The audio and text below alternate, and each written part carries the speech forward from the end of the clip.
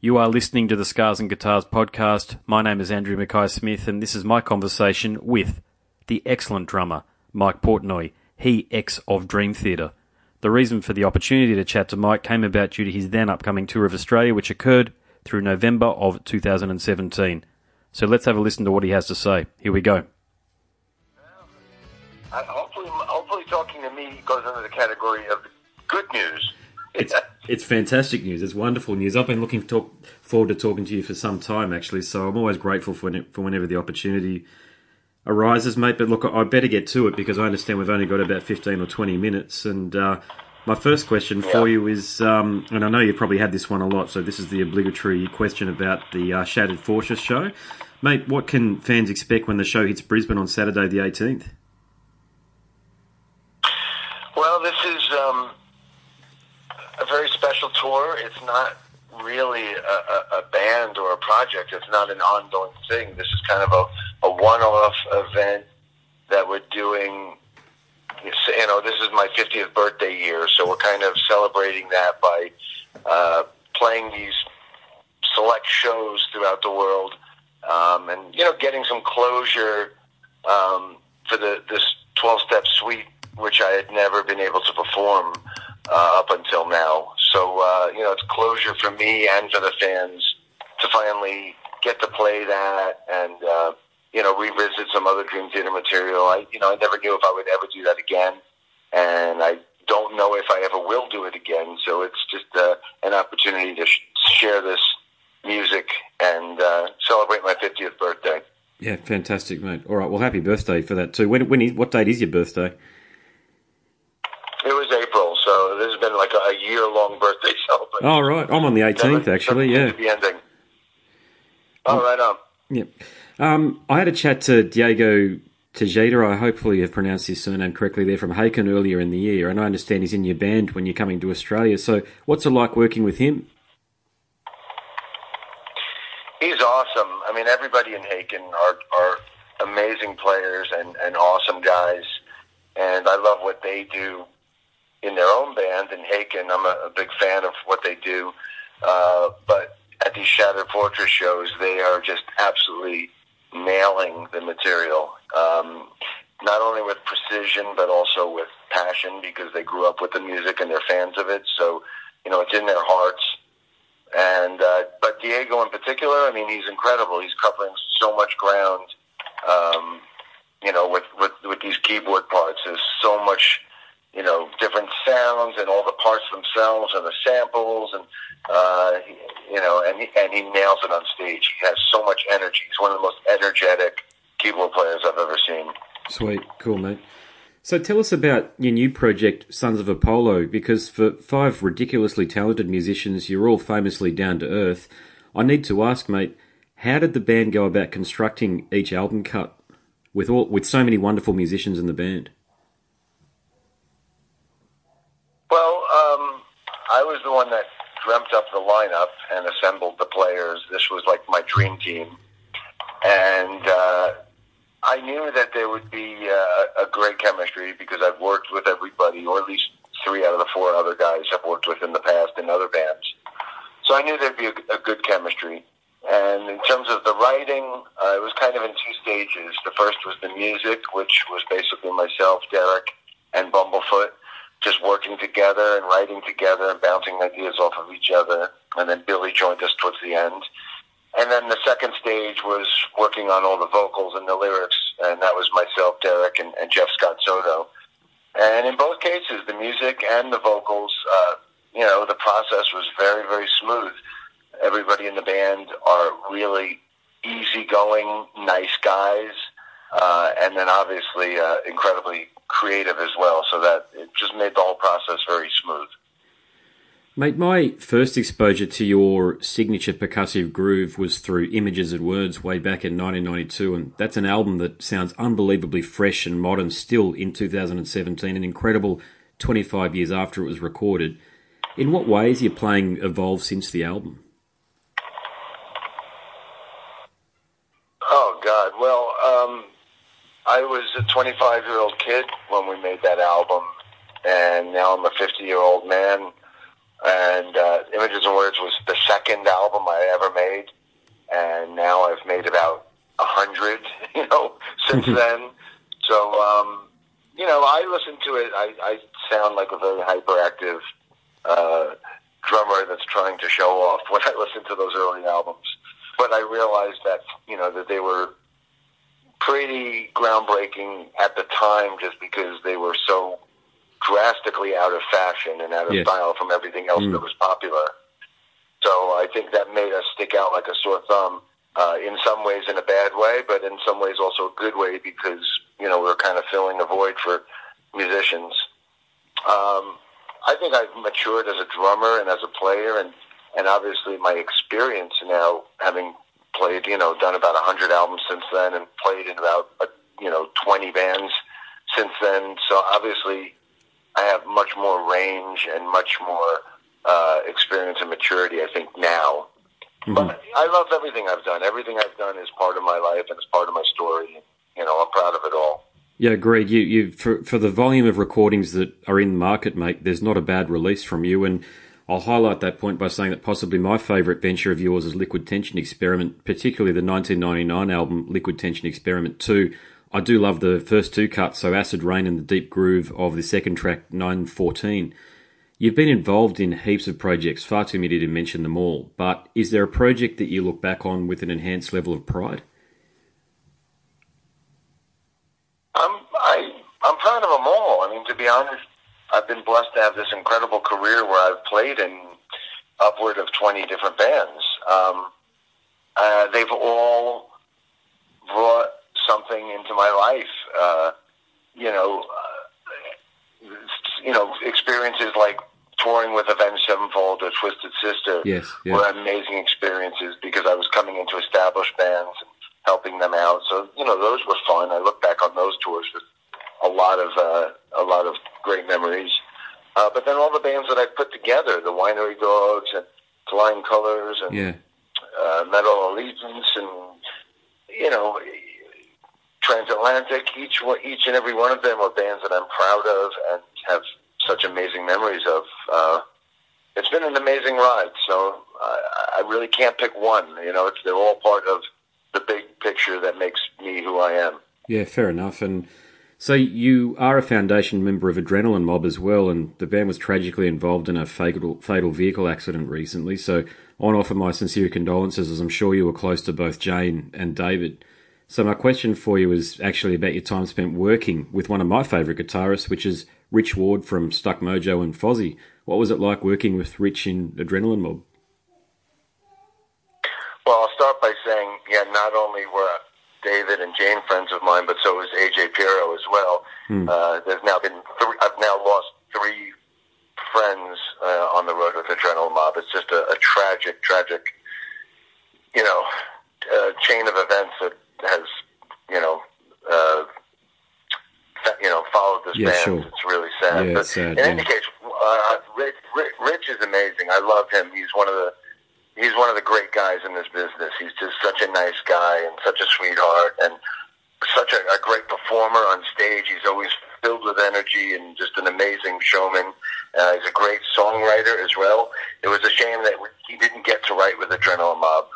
Shortly before he left the band, we started fiddling with a few songs of his, and they would have really been a great addition to the Adrenaline Mob sound, but it didn't work out that he would stay with the band. But I love working with him, and he's still a dear friend of mine.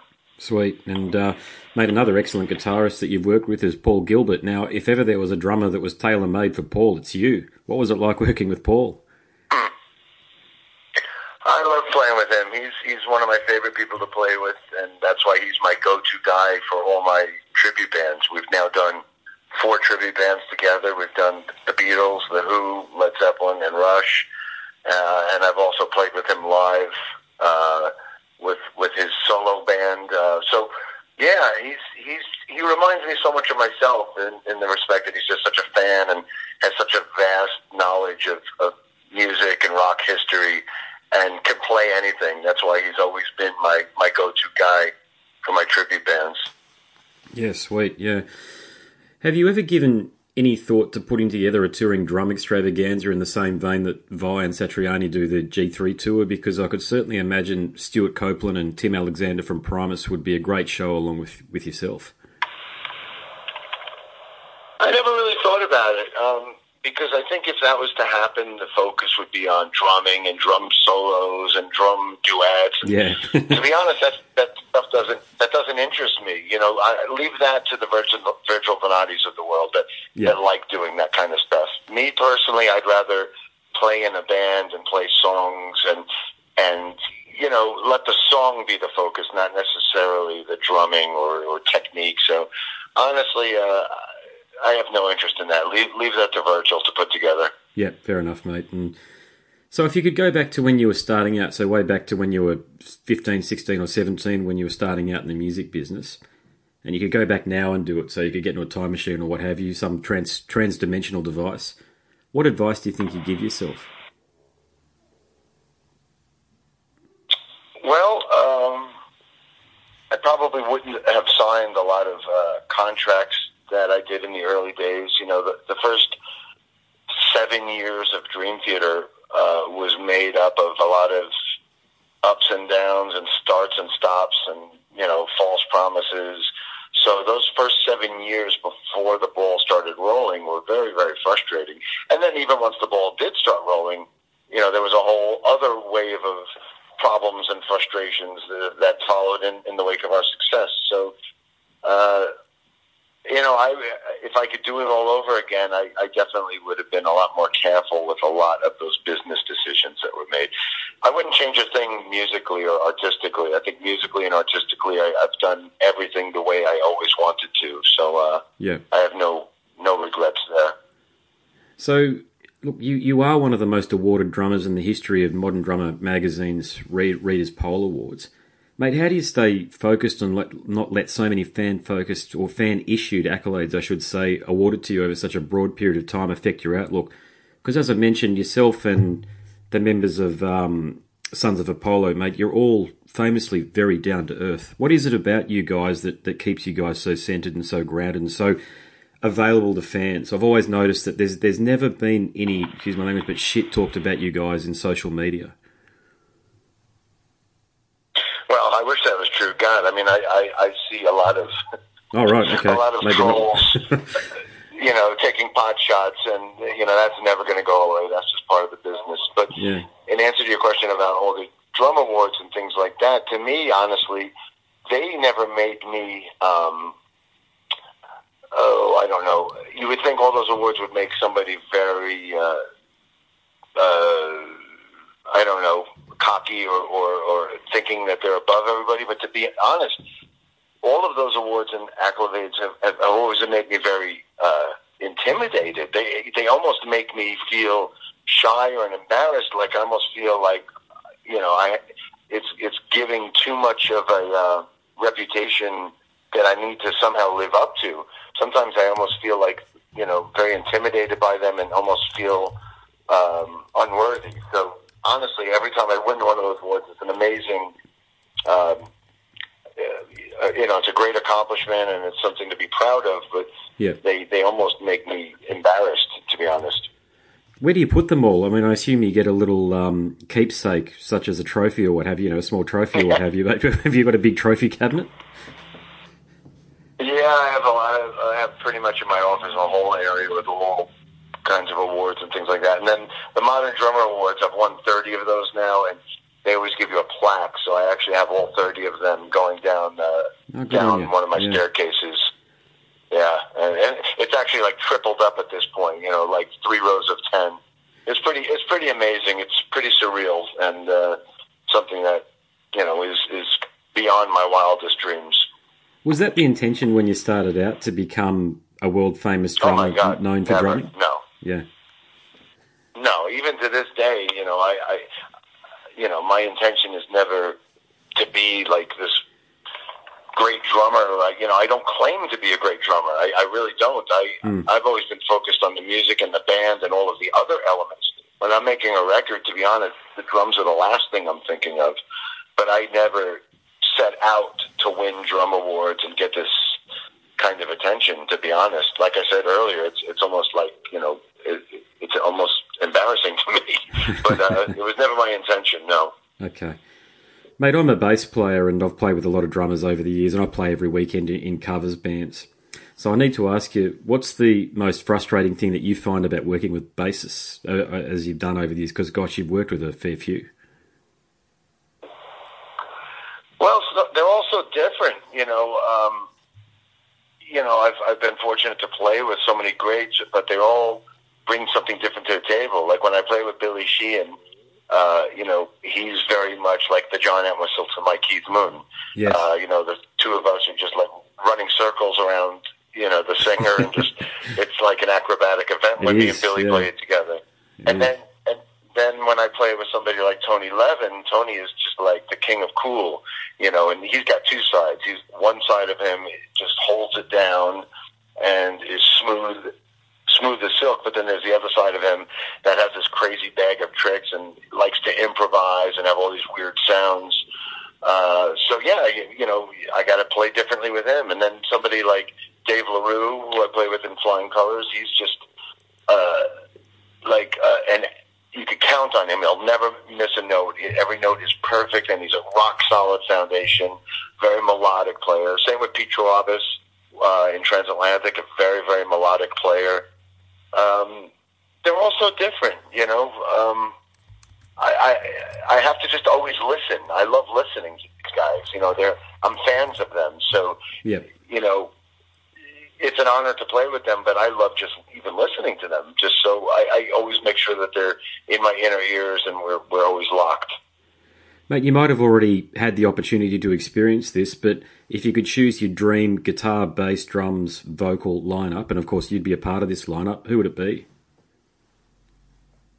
I've done it. Every one of these bands are my dream lineups. Yeah, Sons cool. of Apollo was my dream lineup for this type of music. Transatlantic was my dream lineup for that music.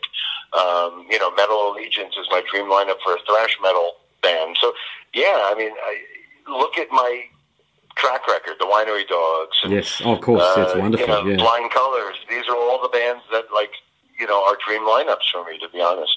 Yeah, I thought I might get that response, actually, so I might reframe it a little bit and say that if you could resurrect any musicians, who would you resurrect to play on stage, which is one performance, an hour-and-a-half performance playing any sort of music? What musicians do you think you'd bring back? Oh, God, I have so many heroes that are gone. I guess I wouldn't be able to resurrect John Bonham or Keith Moon if I was to be the drummer. Yes. But, I would have done anything to have worked with Frank Zappa. Frank Zappa is one of my all-time biggest heroes. It's sad that I never got to work with him. I did get to play with Dweezil and sit in and play some Zappa songs with him, so that was really cool. But Zappa, John Lennon, and George Harrison, obviously. The Beatles are my favorite band of all time. Freddie Mercury. Oh, yes. Dimebag Darrell, Randy Rhoads, Cliff Burton, for the metal side. So, God, there you go. That's my orchestra right there. Gotcha, mate.